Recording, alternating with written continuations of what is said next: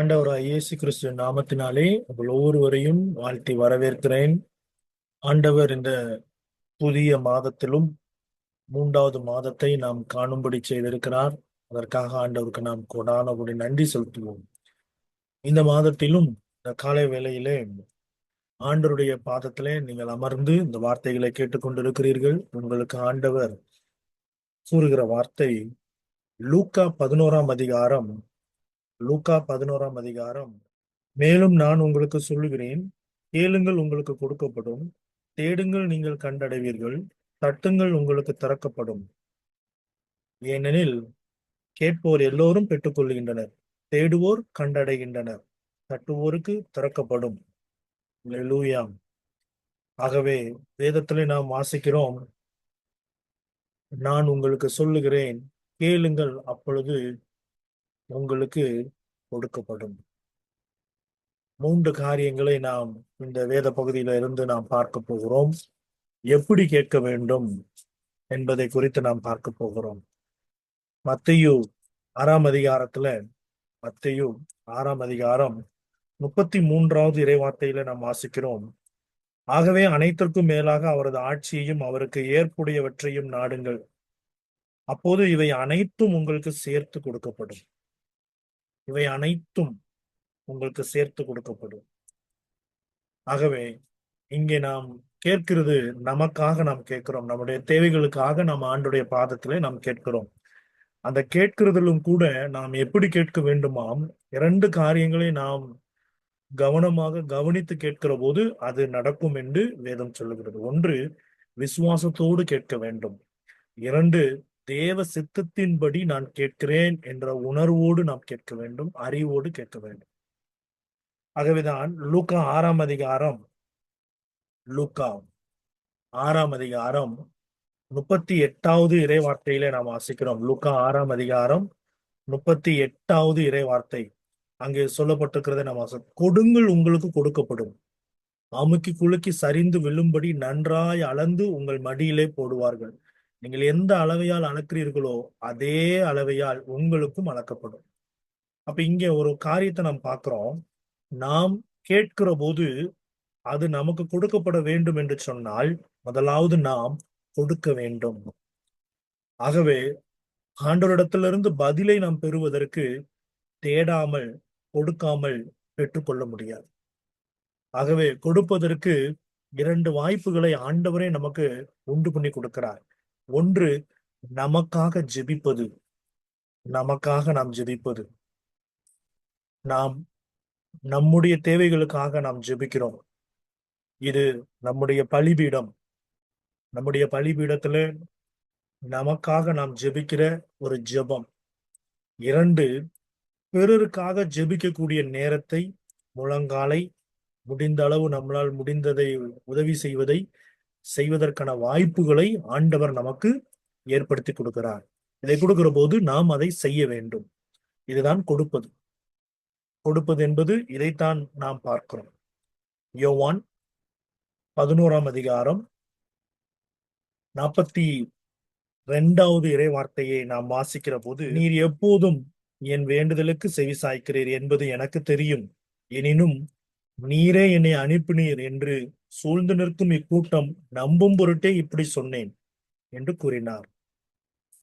அப்பொழுது இவ்வாறு சொன்ன பின் இயேசு உரத்த குரலில், லாசருவே வெளியே வா என்று கூப்பிட்டார். ஆகவே அவர் மற்றவருக்காக ஜெபிக்கிற போது அதை அவர் கேட்கிறார். நீர் எப்போதும் என் வேண்டுதலுக்கு செவி சாய்க்கிறீர் என்பதை எனக்கு தெரியும். எனினும் நீர் என்னை அனுப்பினீர் என்று சூழ்ந்து நிற்கும் இக்கூட்டம் நம்பும் பொருட்டு இப்படி சொன்னேன். ஆம் பிரியமானவர்களே, இங்கே நாம் பார்க்கிறோம், நாம் அவர்களுக்காக ஜெபிக்கிற போது, நாம் அவர்களுக்காக மன்றாடுகிற போது, நாம் மற்றவர்களுக்காக பரிந்து பேசுகிற போது அந்த ஜெபம் கேட்கப்படும். கேளுங்கள் உங்களுக்கு கொடுக்கப்படும். அதே போல 12ஆம் அதிகாரம், யோவான் 12ஆம் அதிகாரம் 28வது இறைவார்த்தையில நாம் வாசிக்கிற போது 28வது இறைவார்த்தையில நாம் வாசிக்கிற போது அங்கே வேதத்துல நாம் பார்க்கிறோம், தந்தையே உன் பெயர் மாட்சிப்படுத்தும் என்றார். அப்போது வானிலிருந்து ஒரு குரல், மாட்சிப்படுத்தினேன், மீண்டும் மாட்சிப்படுத்துவேன் என்று ஒலித்தது. ஆம் பிரியமானவர்களே, இங்கே வேதத்திலே வாசிக்கிறோம், நாம் மாட்சிப்படுத்துவேன் என்று ஆண்டவர் சொல்லுகிறதை நாம் பார்க்கிறோம். கேளுங்கள், உங்களுக்கு கொடுக்கப்படும். ஆகவே எப்படி கேட்பது, எதை கேட்பது, ஆண்டவரிடம் நாம் எப்படி கேட்க வேண்டும்? லூக்கா 11ஆம் அதிகாரம் 5வது இறைவார்த்தை. லூக்கா 11வது அதிகாரம் 5வது இறைவார்த்தை. அங்கே வேதத்துல நாம் வாசிக்கிறோம். மேலும் அவர் அவர்களை நோக்கி பின்வருமாறு கூறினார்: உங்களுள் ஒருவர் தம் நண்பரிடம் நள்ளிரவில் சென்றார், நண்பா, 3 அப்பங்களை எனக்கு கடனாக கொடும் என்றார். ஆகவே முதலாவது நாம் கேட்பதற்கு, முதலாவது ஃப்ரெண்ட் ஆஸ்கிங் அனதர் ஃப்ரெண்ட், ஒரு நண்பனை போல. அப்படின்னா என்ன அர்த்தம்? அப்படின்னா கேட்கிற காரியத்தை குறித்து அங்க சொல்லப்படுது. எனக்கும் அவருக்கும் உள்ள உறவு, முதலாவது நாம் கேட்பதற்கு முன்பாக எனக்கும் அவருக்கும் உள்ள உறவை நாம் புரிந்து கொள்ள வேண்டும், அறிந்து கொள்ள வேண்டும். நான் யாரிடத்தில் கேட்கிறேன், எதை கேட்கிறேன், எப்படி கேட்கிறேன் என்பதை நாம் தெளிந்த மனநிலையோடு நாம் கேட்கிற போது நிச்சயமாக நமக்கு கொடுப்பார். ஆகவே எனக்கும் உமக்கும் என்ன அப்படி என்று மார்க் 5ஆம் அதிகாரம் 7வது இறைவார்த்தையில அங்கே சொல்லுகிறான். பிசாசு அந்த இடத்துல ஆண்டவராகிய இயேசு வருகிற போது சொல்றார், எனக்கும் உனக்கும் என்ன? அப்போ அங்க ஆண்டவர் சொல்லுகிறார், நான் உன்னை தேடி வரல, அவனை தேடி வருகிறேன். அவன் என்னுடையவன், அவனுக்காக நான் ரத்தம் சிந்திருக்கிறேன். ஆகவே இங்கே உறவை நாம் பார்க்கிறோம். ஆகவே தேவ பிள்ளைங்களே, இந்த மாதத்துல, இந்த 3வது மாதத்துல அவருடைய கல்வாரி பாடுகளுக்குள்ள, அவருடைய சிலுவை மரணத்துக்குள்ள நம்முடைய பாவங்களை எல்லாம் மன்னித்து, இந்த பாவங்களை எல்லாம் அறிக்கையிட்டு, சிலுவையிலே அவர் சிந்தின இரத்தத்தை மனந்திரும்புதலின் வழியாக நாம் பரிசுத்தப்படுகிறோம், நீதிமானாக்கப்படுகிறோம். அதை நாம் விசுவசிக்கிற போது இயேசு சிலுவையில் செய்த அந்த காரியங்கள் நமக்கும், நம்முடைய ஆன்மாவுக்கும் அது நமக்குள் கலந்து நமக்குள் ஜீவனை கொடுக்கிறது. ஆகவே இயேசு சொன்னார், அவனை நான் தேடி வந்தேன். ஆகவே ஒரு ஆத்துமாவை ஆண்டவர் தேடி வருகிறார். மத்தேயு 15ஆம் அதிகாரம் 22, 23ல நாம் அதை பார்க்கிற போது, அவற்றின் எல்லை பகுதியில் வாழ்ந்து வந்த கானானிய பெண் ஒருவர் அவரிடம் வந்து, ஐயா, தாவீதின் மகனே, எனக்கு இறங்கும், என் மகள் பேய் பிடித்து கொண்டு கொடுமைக்குள்ளாக்கி இருக்கிறாள் என்று கதறினார். ஆனால் இயேசு அவரிடம் ஒரு வார்த்தை கூட மறுமொழியாக சொல்லவில்லை. சீடர்கள் அவர்களை அணுகி, நமக்கு பின்னால் கட்டிக்கொண்டு வருகிறாரே, இவரை அனுப்பிவிடும் என்று வேண்டினர். 25வது இறைவார்த்தைக்கு வாருங்கள். ஆனால் அப்பொழுது அப்பெண் அவர் முன் வந்து பணிந்து, ஐயா, எனக்கு உதவி அருளும் என்றார். அவர் மறுமொழியாக, பிள்ளைக்குரிய உணவை எடுத்து நாய்க்குட்டிகளுக்கு போடுவது முறை அல்ல என்றார்.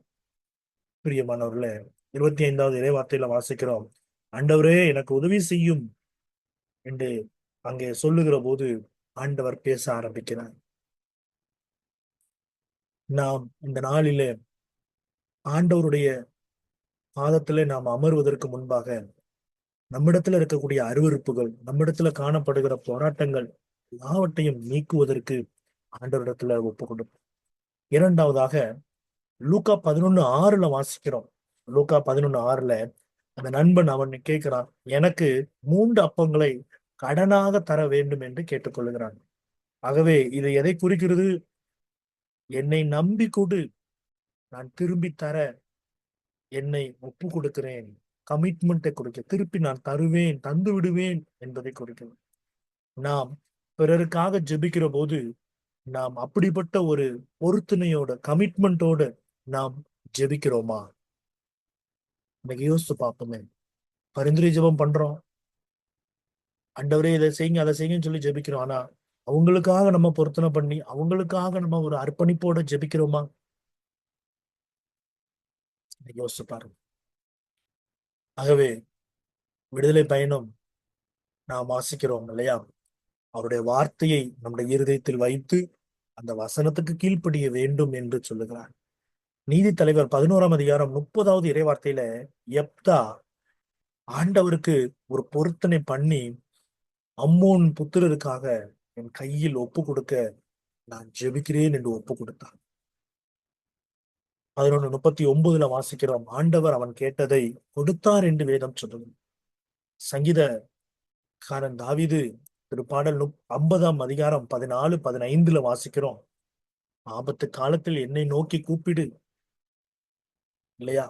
ஆபத்து காலத்தில் என்னை நோக்கி கூப்பிடு, நான் உன்னை மகிமைப்படுத்துவேன் அப்படின்னு 14 சொல்லும்போது சொல்ல, நீ எனக்கு பொருத்தனை செய்து ஸ்தோத்திர பலியிடு. பொருத்தனை பண்ணு, பொருத்தனை பண்ணு. மூன்றாவதாக லூக்கா 11ஆம் அதிகாரம் 8வது இறை வார்த்தையில, அவள் வருந்தி கேட்டுகிறது நிமித்தம் கொடுக்கப்படும். உண்மைதான். நான் உண்மை மட்டும்தான் நம்புறேன்.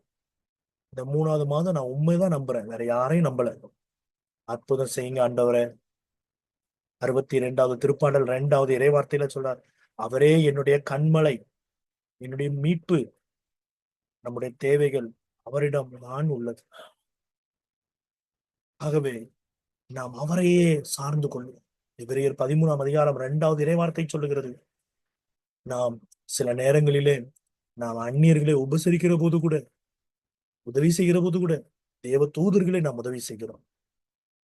ஆகவே லூக்கா 11:8 வாசிக்கிறோம், தேவையானதை எல்லாவற்றையும் கொடுத்தார், அதிக நன்மையானதை அவர் தருவார், பிதாவானவர் தருவார் என்று வேதம் சொல்லுது. 3 காரியங்களை நாம் பார்த்தோம். என்ன பார்த்தோம்? உறவு, கேட்கிற போது கேளுங்கள் உங்களுக்கு கொடுக்கப்படும். உறவுல நாம் சரியாக இருக்க வேண்டும். இரண்டாவதாக பொருத்தனை செய்து அர்ப்பணிப்போடு கேட்க வேண்டும். மூன்றாவதாக வருந்தி கேட்க வேண்டும். சரி, இதை கேட்பதற்கு சில காரியங்கள் இருக்கிறது. திருப்பாடல் 105:40 வாசிக்கிறோம், கேட்டபோது அவர்களை திருப்தியாக கொடுத்தார். 106:13 வாசிக்கிறோம். திருப்பாடல் 106:13, ஆனாலும் சீக்கிரமாய் அவருடைய செயலை மறந்தார்கள். நிறைய நேரங்கள்ல நம்ம என்ன செஞ்சிடறோம் தெரியுமா? நன்றி மறந்துடுறோம். செய்யும் போது ஆண்டவரே ஆண்டவரேன்னு சொல்லுவோம், செஞ்ச பிறகு நன்றி மறப்போம். இது கடைசி காலம், நன்றி மறக்கிற காலம். அவர்களுடைய தேவைகள் பூர்த்தி ஆகிற போது என்ன செஞ்சீங்க, என்ன செஞ்சீங்க? பிரியமானவர்களே, ஆண்டவருக்கு முன்பாக தாழ்மையோடு நன்றி மறவாத உள்ளத்தோடு இருக்கணும்னு சொல்லி ஆண்டவர் விரும்புறார். நீங்கள் நன்றி மறப்பீர்கள் என்று சொன்னால் ஆண்டவரை வேதனைப்படுத்துவீர்கள். யாக்கோபு 4ஆம் அதிகாரம் 3வது இறைவார்த்தையில வாசிங்க, நீங்கள் விண்ணப்பம் பண்ணுகிற போது உங்களை இச்சைகளை நிறைவேற்றுவதற்காக நீங்க விண்ணப்பம் பண்ணாது, உங்க ஆசைகளை நிறைவேற்றுவதற்காக விண்ணப்பம் பண்ண. தேவனை நோக்கி பாரு. 1 யோவான் 3ஆம் அதிகாரம் 22வது இறைவார்த்தையில வாசிக்கிறோம், கற்பனைகளை கட்டளைகளை நாம் கை கொள்ளுகிற போது அவருக்கு பிரியமாய் நாம் நடக்க முடியும். இந்த கால வேளையில ஆண்டவர்கிட்ட சொல்லுவோமா, ஆண்டவரே உமக்கு பிரியமாக நடப்பதற்கு எனக்கு கற்றுத்தாங்க. ஜெபிப்போமா? கேளுங்கள் உங்களுக்கு கொடுக்கப்படும், தட்டுங்கள் உங்களுக்கு திறக்கப்படும், தேடுங்கள் நீங்கள் கண்டடைவீர்கள். இந்த 3வது மாதம் தைரியத்தோடு கேளுங்க, தைரியத்தோடு தட்டுங்க, தைரியத்தோடு தேடுங்க. நீங்க ஆண்டவருடைய பிள்ளை, நீங்க கேட்டா கண்டிப்பா நடக்கும். மகா தயவும் இரக்கமும் உள்ள நல்ல தகப்பனே, உட பிள்ளைகளை ஆசீர்வதியும். இந்த காலை வேளையில உட பிள்ளைகளுக்கு கேட்கிறது எல்லாவற்றையும் நீர் கொடுத்து உட பிள்ளைகளை ஆசீர்வதிப்பீராக. விசுவாசத்தோடு கேட்கிற பிள்ளைகளுக்கு அது நடக்கும். நீர் நிச்சயமாய் செய்வீர். உடைய கரம் உட பிள்ளைகளை நடத்தட்டும். இயேசுவின் மூலம் ஜெபிக்கிறோம் பிதாவே.